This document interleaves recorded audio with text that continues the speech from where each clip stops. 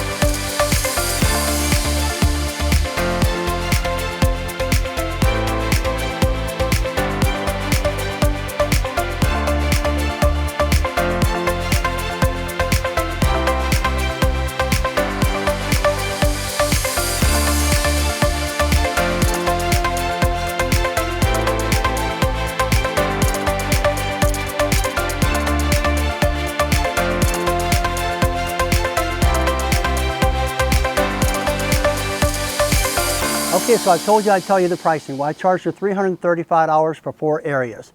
On top of that, I charged her half the price of cleaning. Now, I basically could have done a more intensive urine treatment. I could have sold her on it. However, the dog is still in the potty training mode, so I didn't want to oversell her. I'm trying to build a customer for a lifetime. So I just sold her the middle package. Next time I come around, I'm probably going to have her go ahead, I'll use the claw, and I'll go ahead and flush out every single one of them, or I might even recommend her replacing the padding, sealing the subfloor, and go ahead and put a piece of new padding in there and clean it up good. But that's up to the customer. I never hard sell them. Now, hey, if you don't mind, if you wouldn't mind liking, subscribing, commenting, and ringing the bell, I'd really appreciate it. I'm Rob Allen with TruckMountForums. Have yourself a great day.